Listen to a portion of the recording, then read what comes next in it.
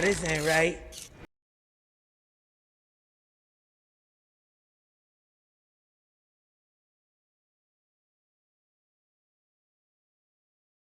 Hey, my name is Warren, and to commemorate Independence Day, the one big movie with the aliens, what'd you think I meant? We're taking a look at the Transformers Studio Series Core Class Mohawk.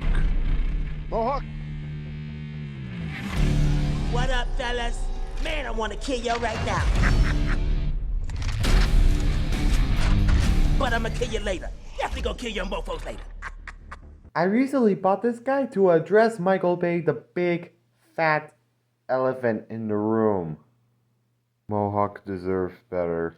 He comes packaged in robot mode, but I'm gonna start him off in bike mode because I want to. The sculpting on this bike mode is really well done. And the details on this thing is just perfect. And I have no idea how they managed to paint those tiny details. I especially like how the tires are different compared to each other. Even though this motorcycle is clearly just Mohawk doing extreme yoga. I mean, you can clearly see Mohawk's red eyes. Like those eyes. And I especially like the integration of the weapon storage. For if you were to peg this right onto him, it can act as a kickstand, allowing the bike to stand up. Also, make sure you don't lose this knife. It's really tiny and really losable. The only thing I don't like about this bike mode is that you don't get a hologram of a bike rider to ride the bike on. Which no doubt makes riding this thing a little useless. You've got no one to ride with. I guess this works. Size comparison! Here's the SDCS Galgaigar model kit. Deluxe class Dinobot Swoop, or Strafe for whoever this guy is called nowadays. The one who broke him out of prison, Megatron. And my next review, the Guardian Knight Steelbane. So, now that we covered Mohawk in his bike mode, let's get this guy into his robot mode, okay? First, take this knife out of the kickstand. Set it off to the side. Gently. Next, lift his legs up. Bend his feet only this far. Separate the legs. And rotate them down. Unpeg the arms. Extendo patronum. Bring them down. Fold them out. And rotate them in. Same thing on the other side. Bring this tire out a little bit. Do the same thing on this arm. And lastly, fold his head up. And here we have Mohawk in his robot mode. I think the scaling for the Studio Series figures makes a little more sense now. So for those of you who don't know, Mohawk is one of the smallest of the Decepticon group. So making this guy a core class actually works for him. And of course all the detailing that was on the bike mode carries over to the robot mode. And of course all the green spray paint on him is of course movie accurate. Especially the tires that act as gigantic shoulder pads. And of course that previously mentioned knife can plug into any of his hands. Which is the only accessory that he comes with. He doesn't even come with a trailer, a roller, an anti-aircraft gun, 3 minifigures. No, that's not true. I'm glad he doesn't come with all that. But I do have one glaring issue. Let's just say that everything on Mohawk is precisely painted. Except for the Mohawk. I mean, come on, this guy is called Mohawk for crying out loud. You think the designers would actually go in there and paint the Mohawk itself? Or herself, or whoever designed this figure? They even could have bothered to cut those pieces out to give us an actual Mohawk. Without the proper cutting it and the painting, his Mohawk looks like a giant fan. A Chinese fan, if you will. So yeah, that is the only problem that is with this figure.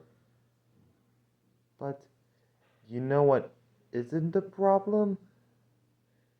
Is actually his positive point of the review. And that's his posability.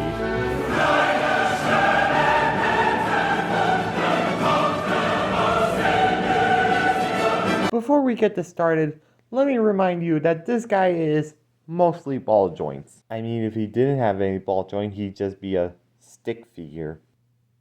Why are you looking at me like that? Swivel here, hinge joint, ball joint, elbow, ball joint, a waist, man joint, hinge joint, ball joint. And the one posability that really sold me on this figure.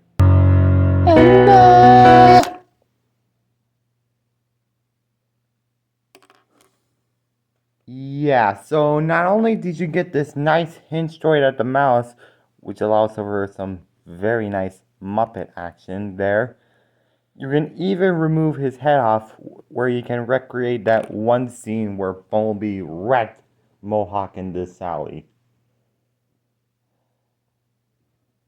Good job, Hasbro. Size comparison part 2. Galgagar, Swoop, Megatron, Steelbane. Don't have a Studio Series Onslaught or Dreadbot to compare them.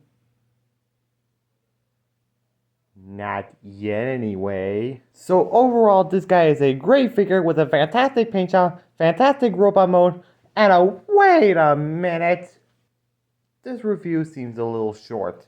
Okay, so since I want to extend this review a little longer, why don't we try a little something different? And that's with a special mode I came up with all by myself. First, you collapse the feet and peg them together. Fold the legs up and move the entire leg assembly around. Next, move the arms forward. Move the tires down, all the way down as far as they can go. Same thing on the other side. And get this guy into a standard pose. And here we have Mohawk in the what I can only call the wheelchair mode. And I came up with this mode all by myself. That's right, I did that. So with this wheelchair mode, you can either make him roll around in certain areas, or you can fold these things out and you can get yourself a flying hover wheelchair. And that looks really nice. He's a magical pony flying to the sky on a magical... Shoot it down. So overall, this is an excellent figure with fantastic paint job, fantastic sculpting, and transformation, while really easy, is really fun. Not to mention, the posability is really freaking awesome. Of course this guy gets the kiss. And if you want one for yourself, you can go check the Big Bad Toy Store, and I think it should be in stock.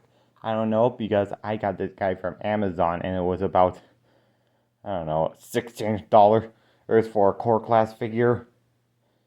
Seriously, Amazon, get your prices fixed. So if you enjoyed this video, give me a like, give me a comment, subscribe for more videos from me, and don't forget to hit the bell icon for more information.